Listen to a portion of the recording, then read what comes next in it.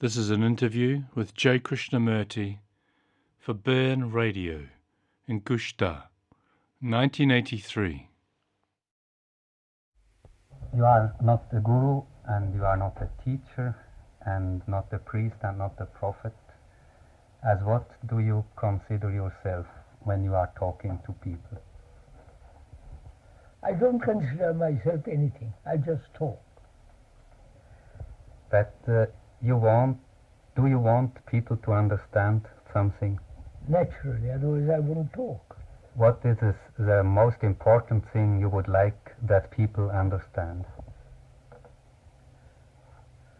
That's a rather difficult question to answer briefly.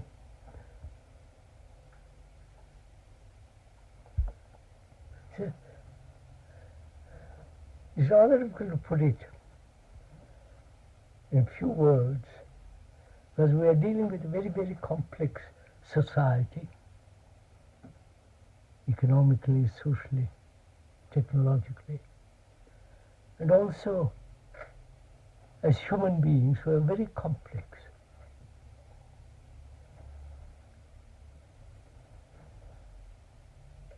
But to understand this complexity,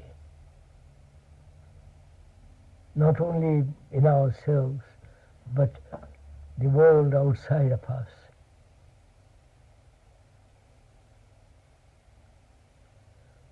I think we first have to understand our whole psyche. The psyche that has been built up through centuries of culture of various countries, of various religions, socially, economically, politically. We are the result of all that, historically, as well as in our daily life, actually. When you ask such a question,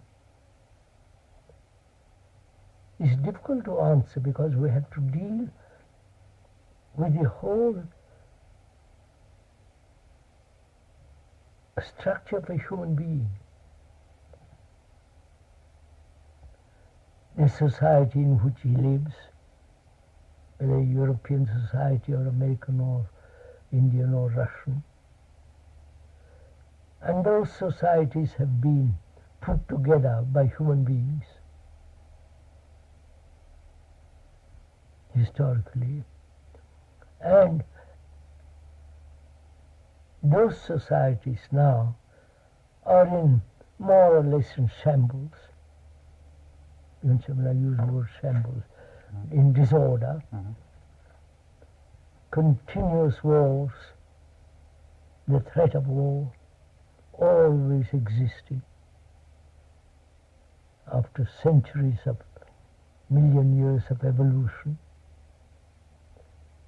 So, what is a man to do? What's a human being to do confronted with all this? I don't know if I'm making myself clear. I think yes. It's very difficult. But you say it is very difficult, it's very complex. I think, as far as I understood, one thing you want is that people live in, you say, complete freedom. Yes. Freedom has been misused, right?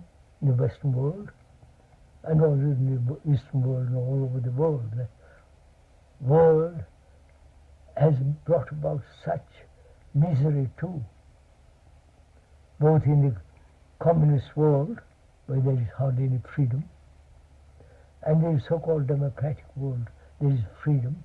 Otherwise you and I couldn't sit here and talk.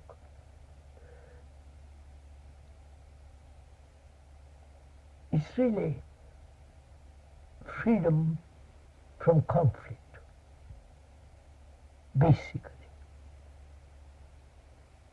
Conflict in our relationship, conflict with our neighbors, conflict that exists between man and man, between man and nature. This eternal struggle. I think that is the principal thing that we should consider. Whether that struggle can ever end. Otherwise we are not free. We are free to write a book, talk, or take different jobs and travel. But that's not real freedom. That's only a superficial affair. But to be really free of conflict, to stop wars, that can only happen when nationalism ends. Two ideologies fighting each other, communist ideology, democratic, all the rest of it. This constant war. But to be free in this sense, for instance, free from every ideology, does this mean that you have to become an anarchist, or No, are you an anarchist? Not in the least, on the contrary. To be free from conflict requires a great deal of intelligence, not anarchist or a terrorist. It requires a great deal of inquiry whether human beings can ever be free from conflict. But would you say someone who is free finds an order? Yes. So now again, there is order in disorder. I mean, there is a great deal of disorder in the world, and yet that there is some kind of order in the disorder. That's only a very small order, limited order. I don't know if I make myself clear. I think that I have to to reflect to understand you, but it's not your fault, it's my fault. But to have order in oneself, in one's life, that requires a great deal of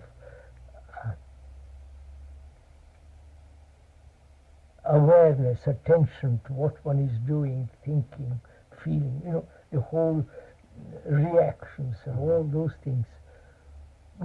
We seem to pay so little attention to all that. When you are talking about conflicts, I sometimes think, I have to turn it another way. You say that conflicts cannot bring insight of the truth, for instance, or that conflicts create violence. Conflict is violence. Well, for you it is violence.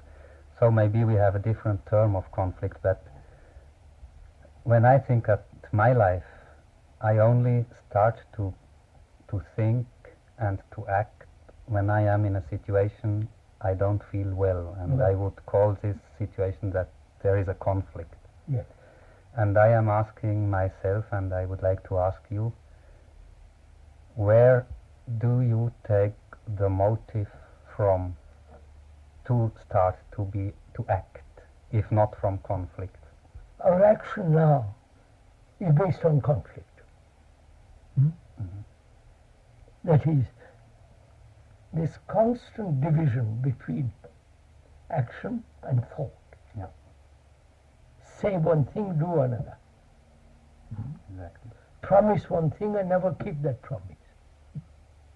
Right? Yeah. And also there's conflict in relationship, man, woman. Right? There's conflict between nations, between groups, between the followers of one religious group and the followers of another religious group, between one guru and another guru. Right? This is going on all the time. This is, so man lives in conflict, right? Yes. Conflict breeds violence, right? But does it not in the same time breed a search of coming out of the conflict? Yes, but take for example, we've had for the last 5,000 years and more wars, right? Mhm. And we're still going on with wars, killing each other in the name of God, in the name of peace, in the name of my country opposed to your country, my religion and so on against yours, right? And we have not fundamentally changed that pattern, right? Take in Europe how many centuries of wars this country, you know. And if we used our intelligence, not our national pride and all that nonsense, you could have united Europe, which would be marvelous. No frontiers, no wars. But apparently, human beings want to live in violence, right? And They want in why the do you sense think? they accept it as the norm. Is it easier to live in violence than to live That's in... right. Easier to live in violence than to find out how to live in peace.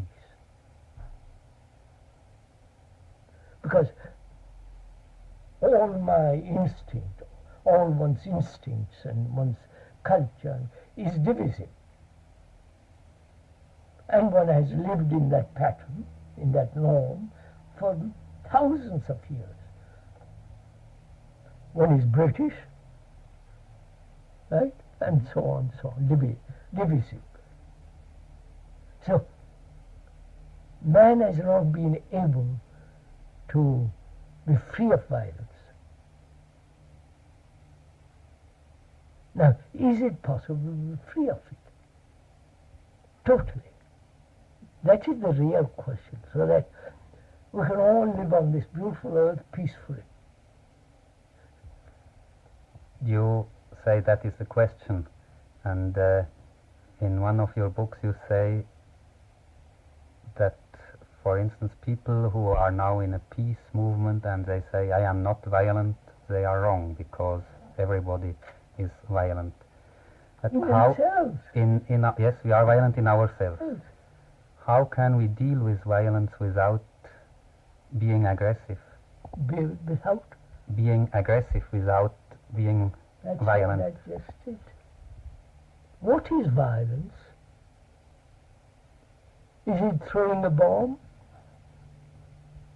Is it killing somebody? Right? Or is violence much more complex than that? You follow my question? Yes, I do. After all,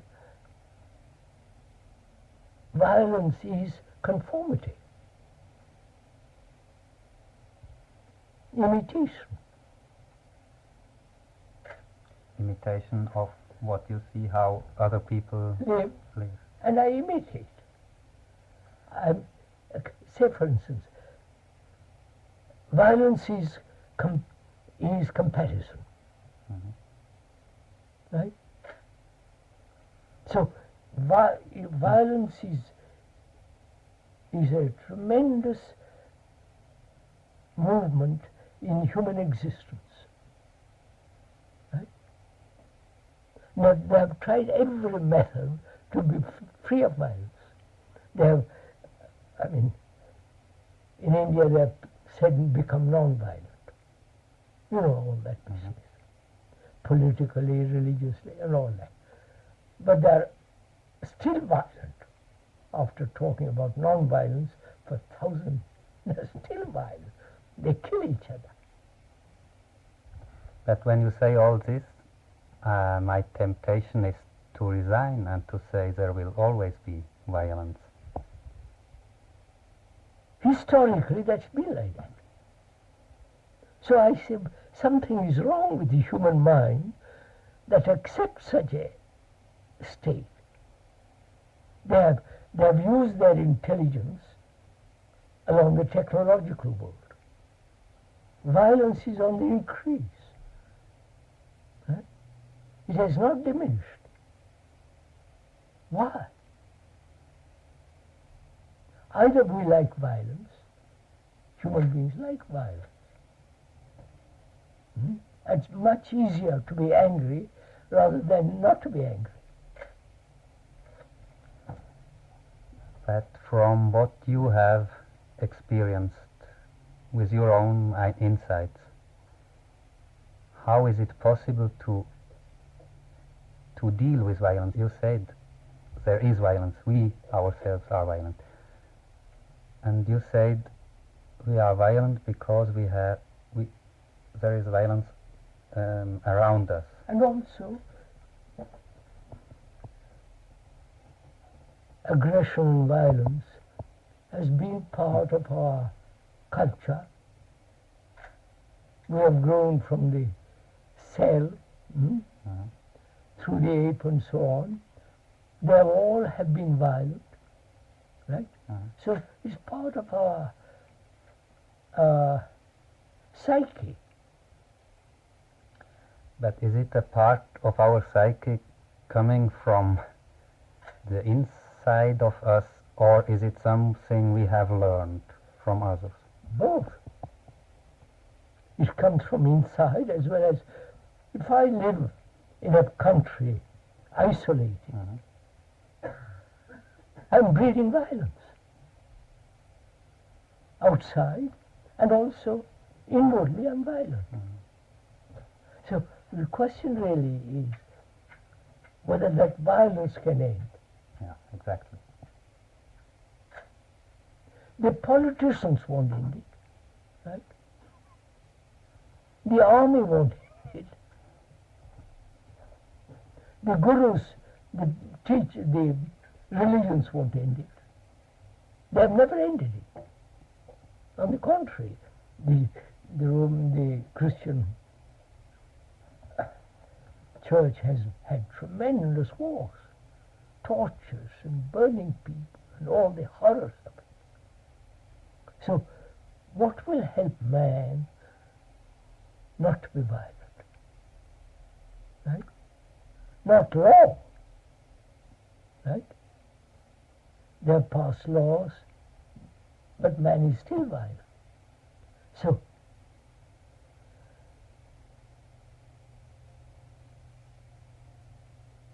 for us, for most people, the ideal becomes more important than the fact.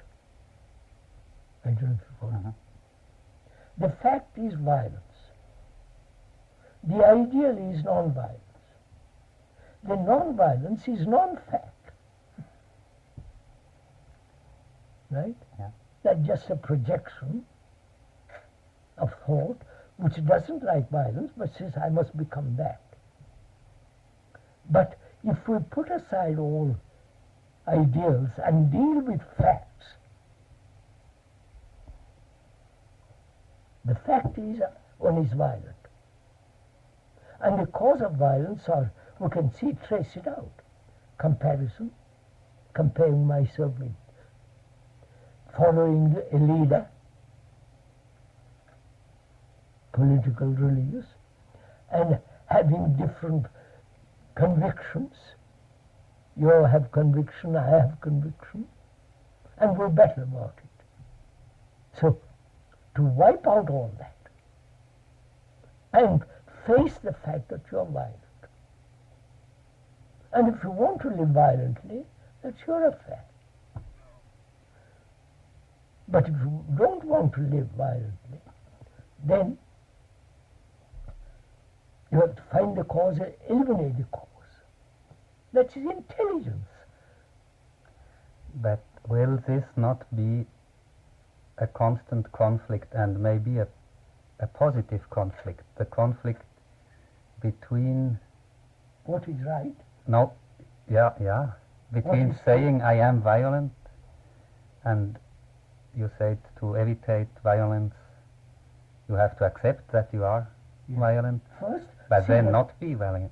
Yeah. First see, sir, I first see I'm violent. Yeah. And I see the consequences of that. Exactly.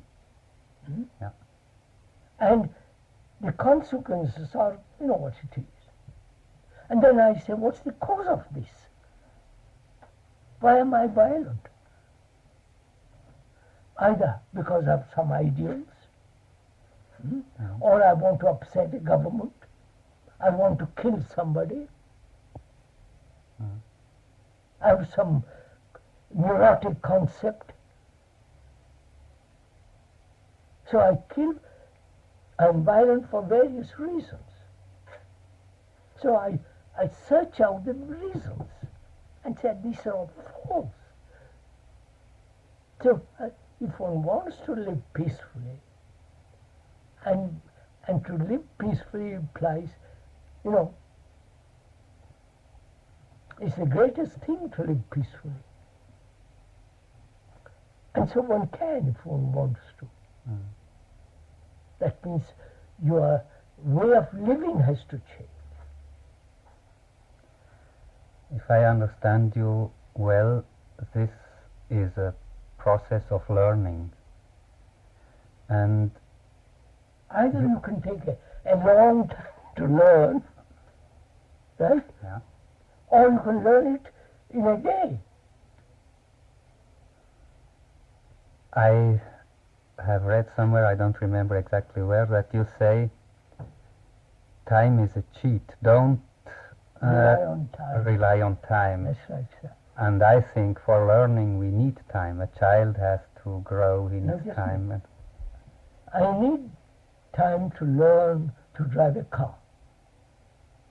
One needs time to learn a language, to learn a skill, to learn how to put a machine together, right? You need time to go from here to your house. But do we need time to change? Is that correct? You say no, and I think yes, we need. No, let's talk about it. Let's talk about it. For instance, when I have to have a motive to change. No. If you have a motive to change, the motive directs you according to what you desire. That's not change. But Now, if I have feel a well, motive, say for instance, to be free of fear. Let's take. Have a motive. If one has a motive to be free of fear, what does that motive do?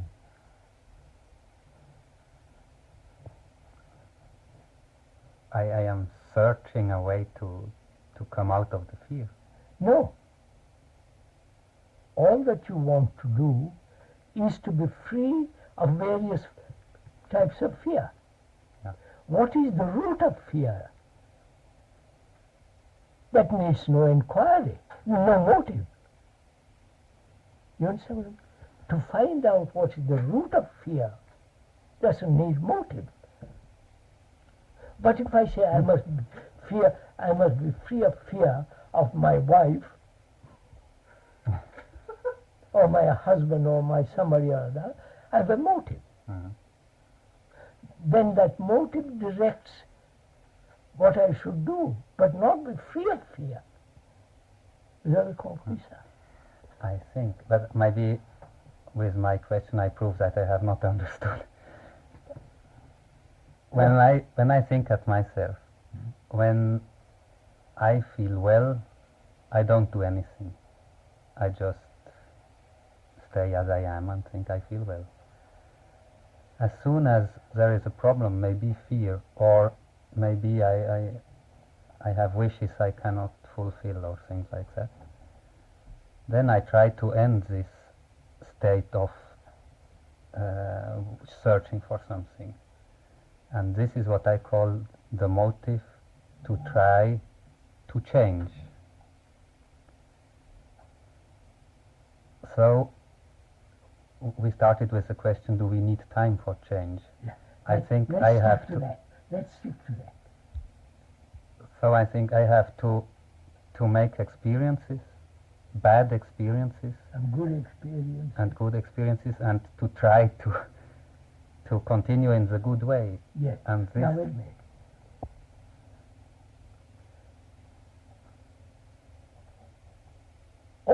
All experiences are limited, right? Yes.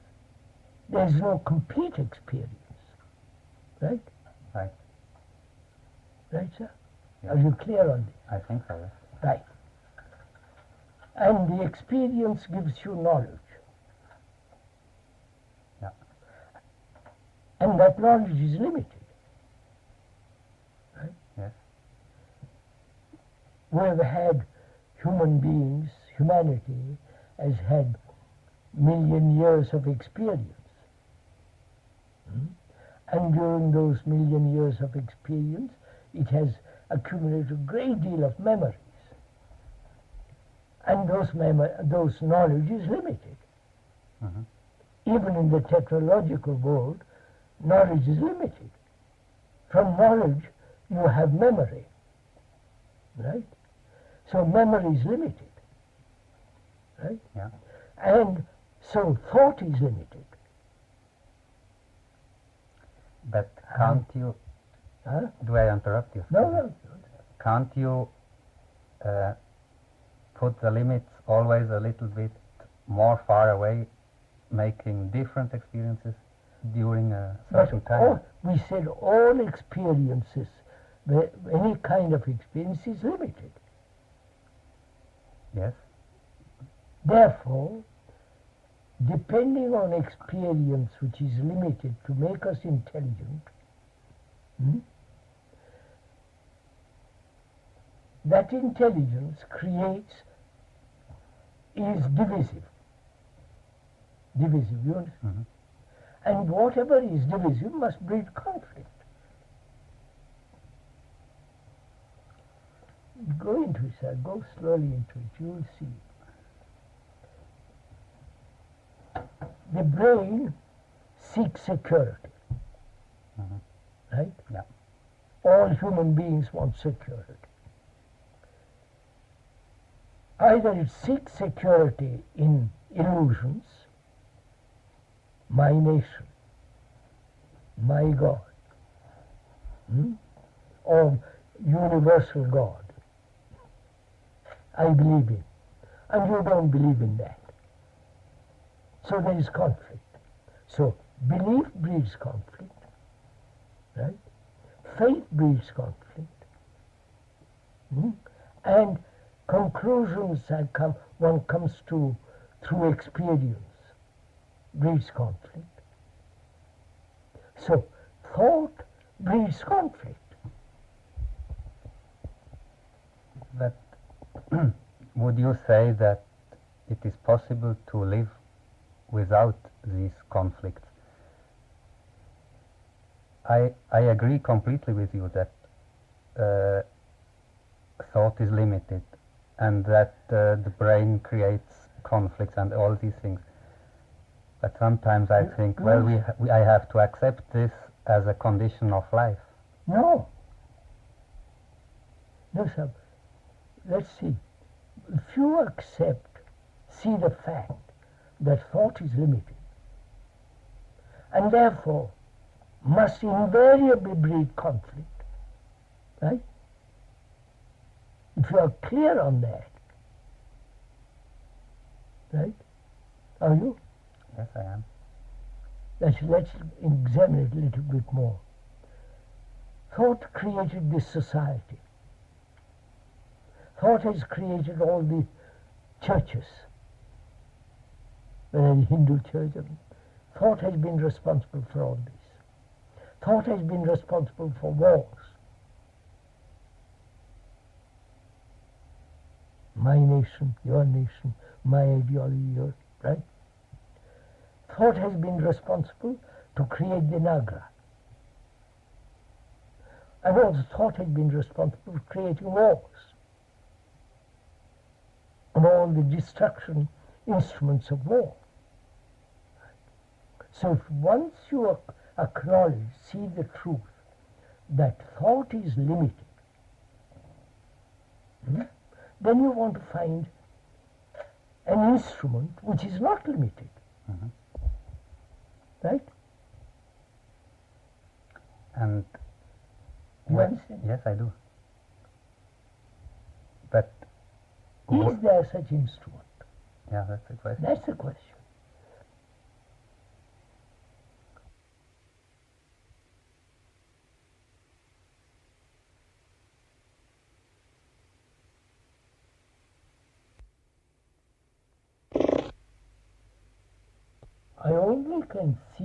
I can only inquire, one can only inquire if there is an instrument which is not thought, then you must be very clear that thought is very destructive. Right?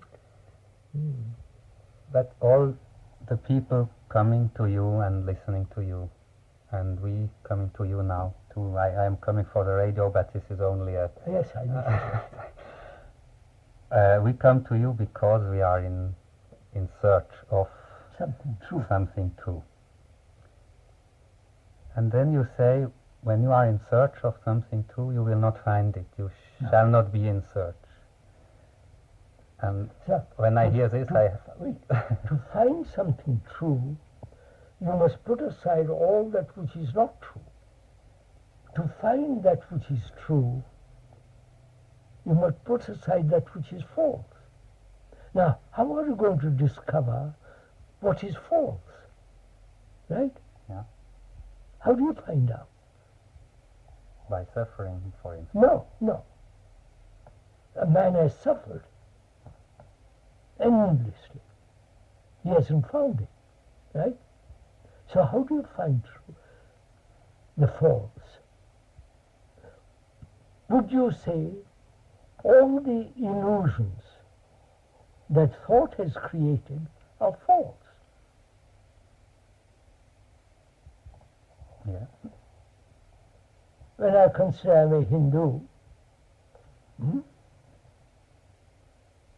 that's a false supposition. I'm a human being, not a Hindu. Right? So put away your nationality. Be free of that. If I say I'm a Buddhist, what does that mean? It's just a word? Or what the Buddha has said? Yes? Which means don't kill, and so on, so on, so on.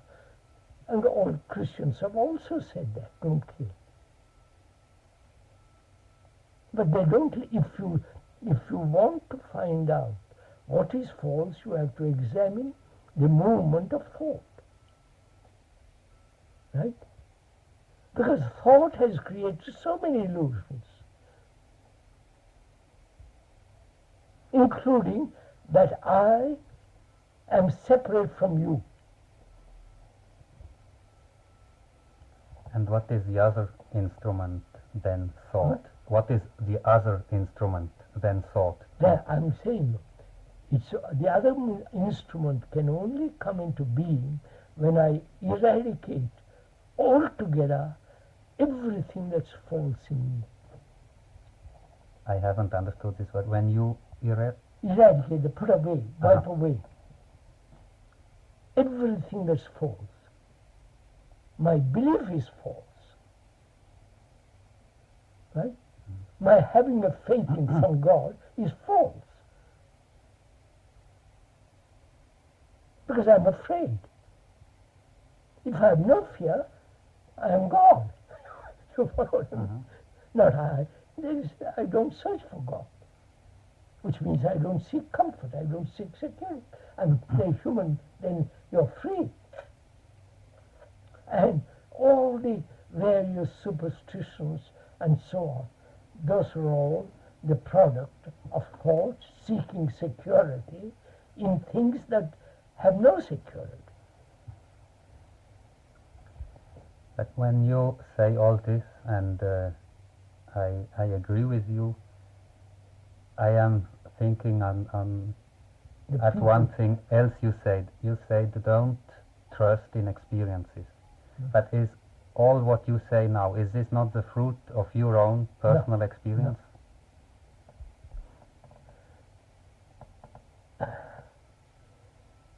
Are you asking, how have you come to this? Yeah. Hmm? This is my question, yes. And Not through experience, by watching, by listening. Hmm? By watching what's happening in each country, right? By watching what people are. You see? yes, I How understand. how prejudiced they are. I've watched. I don't read psychological books. I don't read any of the philosophies and so on and so on. But I've watched a great deal all my life. But you just say me if this question is too direct, but I have read the book of your life. And I think, and in this, by Mary, I don't know how Yes, to pronounce her yes, name, Lachens. Legend. And she said that, is a Dutch name, Anglicized, and so on. yeah. And she says that in your youth you have often suffered, and you have liberated yourself from many things. Yes, sir. Is this not? Would you not call this an experience No, that has brought you to no, new insights? I wouldn't, sir, I wouldn't call those experiences.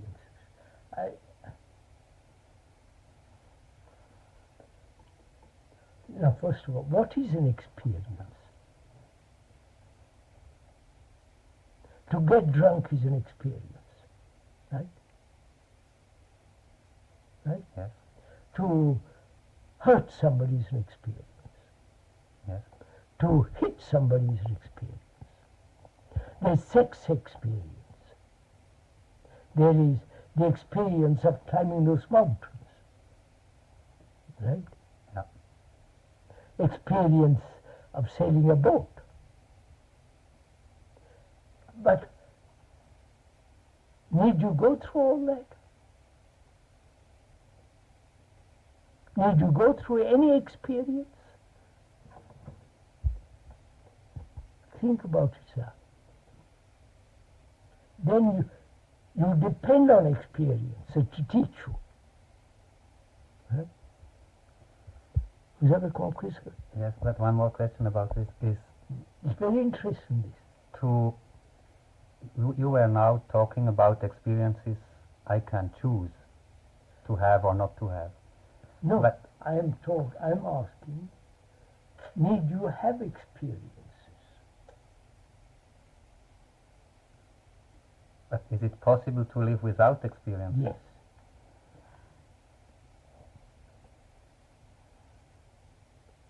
That's possible only when you don't ask anything of the world,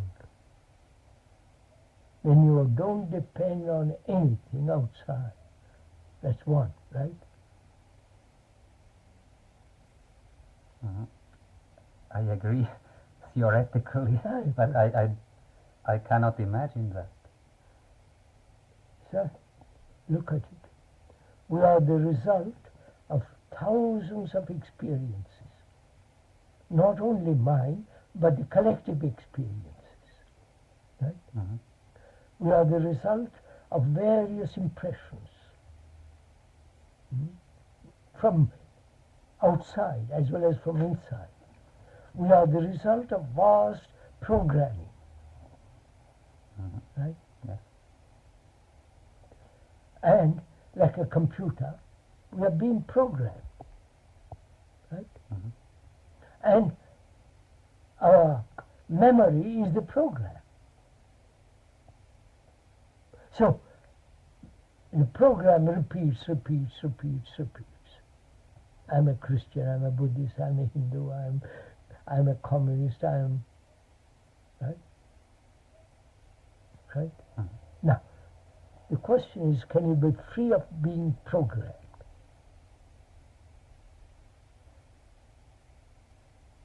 And you say Yes, it is possible. possible.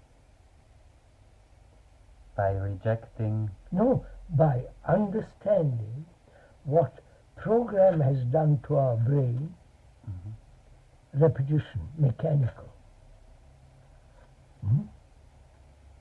Programming has brought about conflict between you and me. You are a Catholic, I'm a Muslim. You follow this? Yeah. So, the programming has conditioned our brain. Right? Yeah. And we live in that. We live in that small area.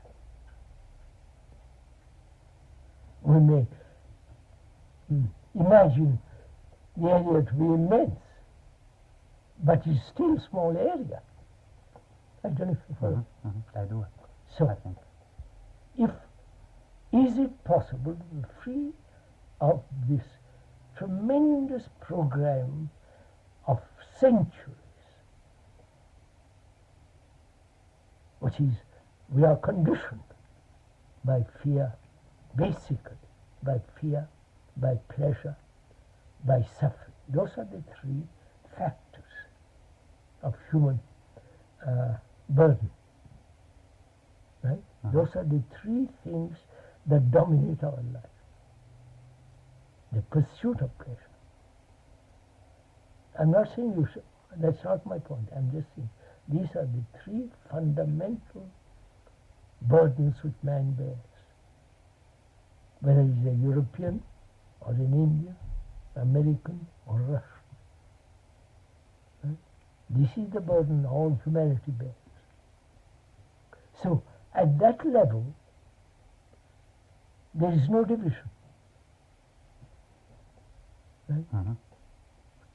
Everybody has the same Same free thing. thing. Yeah. Which means our consciousness is shared by all human beings. Which means that you are the rest of mankind. You are the mankind. At that level. Yeah.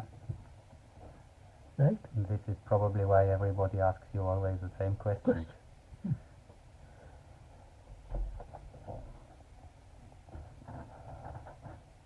Let me come back to the question how to live without this program, you were saying. No, don't ask how. Because the more, when you ask how, you want a method. And the method is the part of the program. You understand? Yes, I understand. But if you say, let us inquire, not you inquire, I listen, but both of us inquire whether we can be free of this being programmed. This is what you meant when you said the question is to ask the right questions. Yes, What that's you right. know, C'est ça, c'est ça. Ouais. To ask the right question. La bonne question. Ouais. You see, we've always asked, please tell me how to do something. Right? So the people are too willing to tell you what to do. But I reject that. I said, don't ask how, but let us together look at it. So in fact, no, well, I'll ask, maybe you say I am wrong. There is a continuous process of asking, of watching, questioning, right? and would you say no one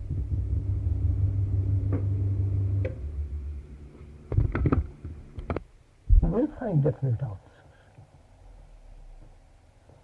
To find definite answers, you must begin without any definition. you start with certainty, you end up with uncertainty. Right? If you are intelligent, questioning. So one must start with uncertainty, questioning, doubting. Doubting this whole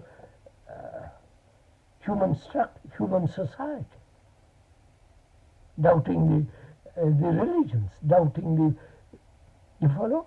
And from that doubt, you begin to question. What's the way to live properly? What you follow?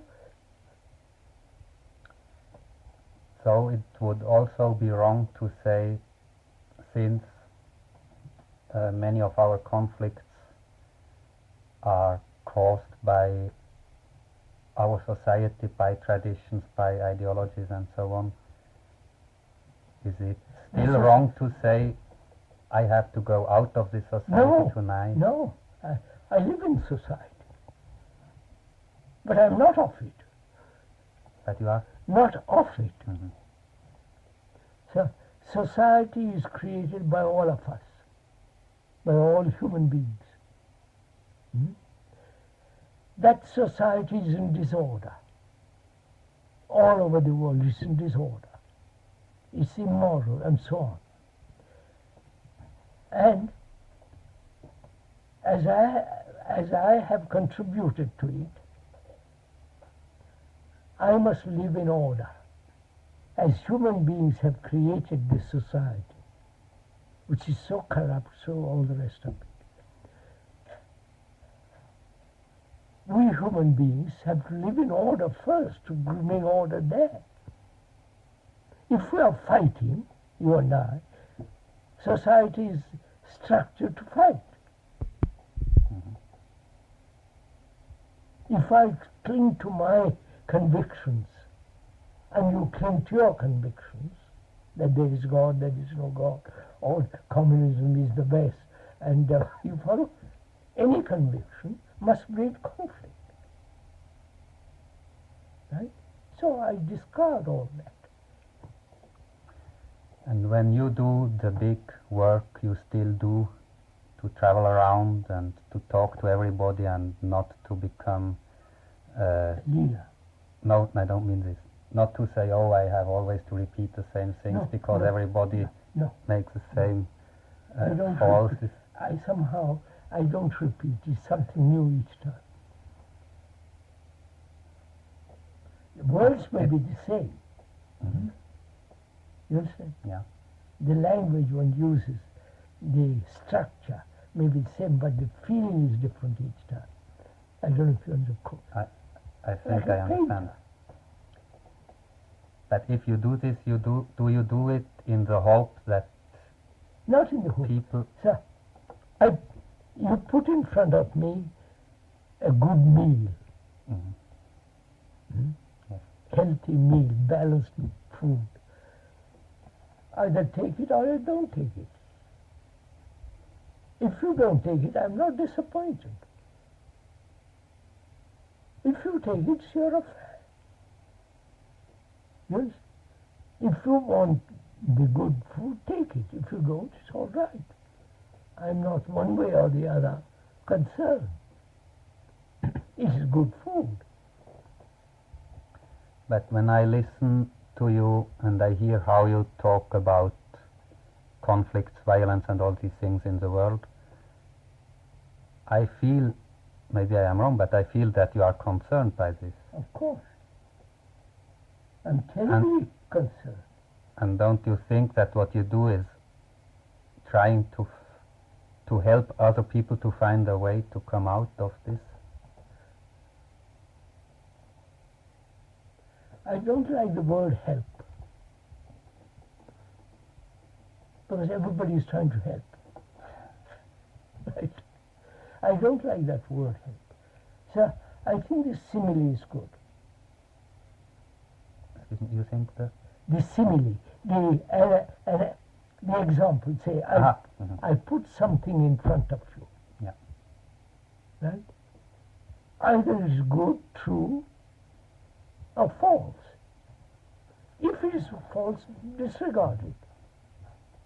But if it is true, Find out. Live it, live it. Don't bother with who tells it.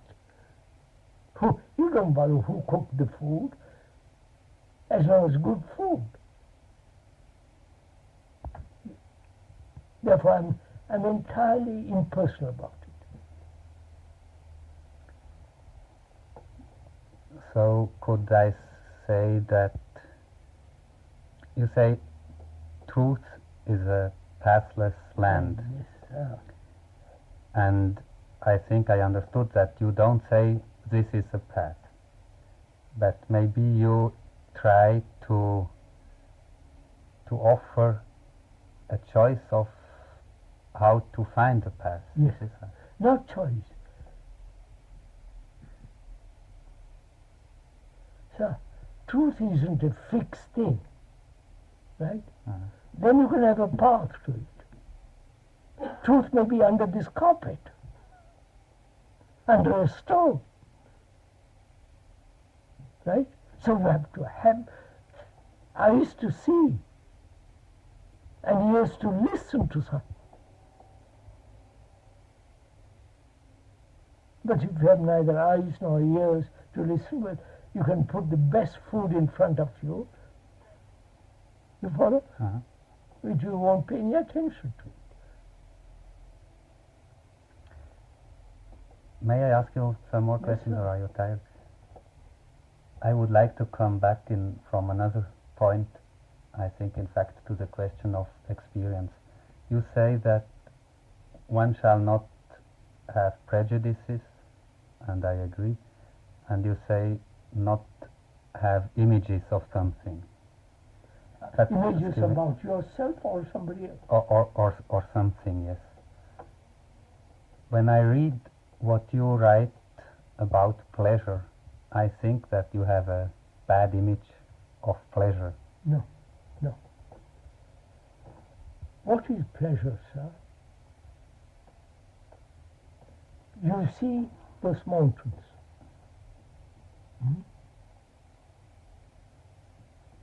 It's beautiful. You have a delight.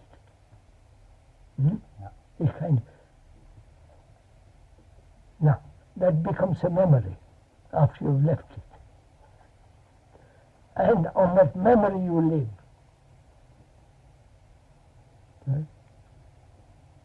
Right? The actuality has gone, but the memory of it remains. The memory of it is pleasure. And you are therefore living on a memory is living on a dead thing.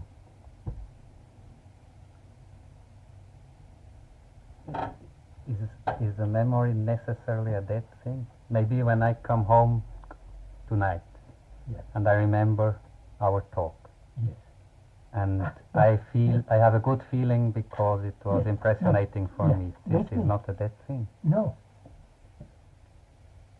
You and I have talked. When I go to my room, I say, what in life?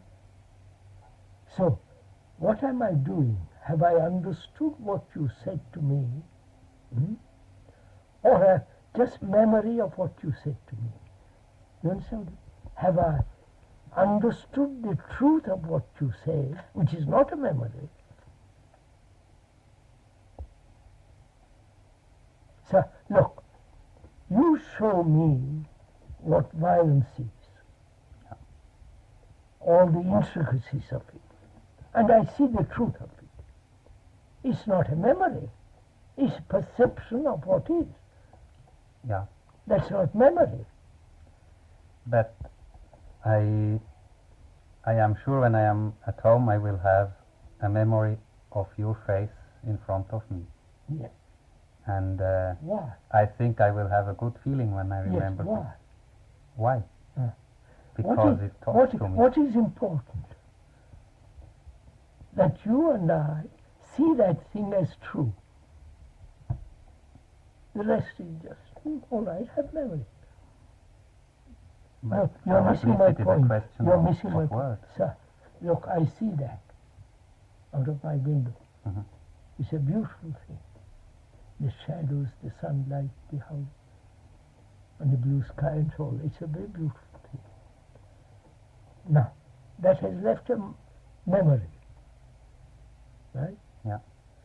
I live on that memory, right? My son is dead, but I live on memory of my son.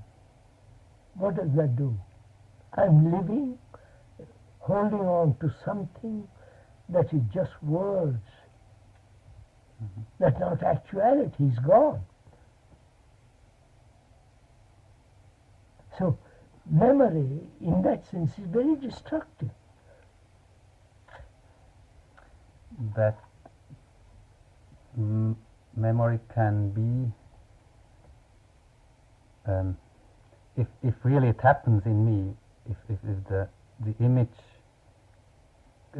grows, it's new in a certain way. Yes. So you would not call it a memory anymore. It is not memory. So just listen. I need to have memory to put together a computer. Right? Yes. I need to have memory in the technological world. Right? I need memory to write a letter and so on. Now, what is memory about myself? You understand what I mean? What is myself? It's a raw structure of memories. Right? Right? We are memories. Memories of the past. Right? So we live in the past. Right? So we live with something that is gone, which is dead. So our minds become what? And is this what you mean when you say the memory is the enemy of the new? Yeah, that's right. If I live in tradition, I can find nothing new. Now I have asked you many questions, or we both have asked questions together, and in a certain way you still were in the role of the one who gives an answer in a certain way, in your way. May I ask you, is there a question you now are always asking you again and not finding an answer? I don't understand. Is there a question that you are asking yourself No. always I now don't and ask not questions. finding? No, I don't ask questions. I just watch. So look.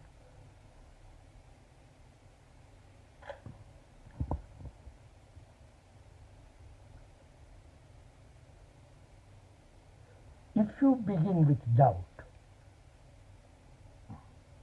right? Doubt. What does that do to your brain?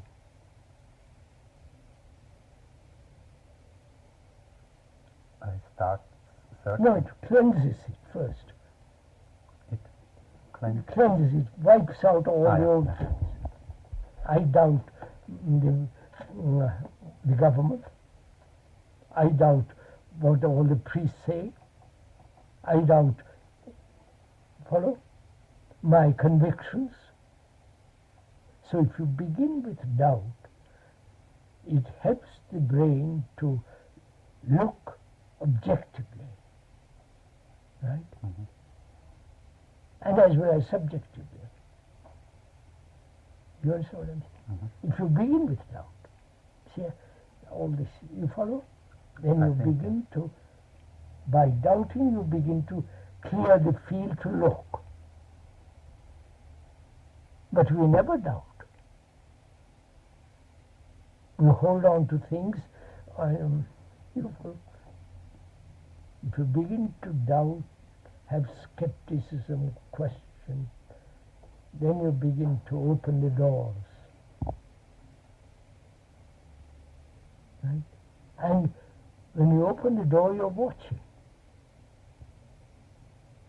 You don't question, you're just watching what's happening inside and out there. And by watching,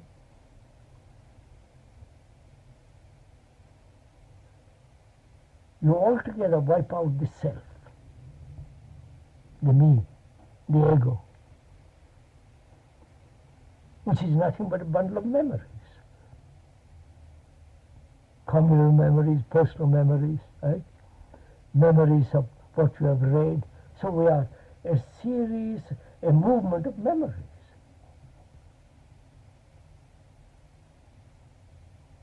Nothing actual. Yes? So when you realize that, there is nothingness. Not annihilation, nothingness. I don't want to go into all that.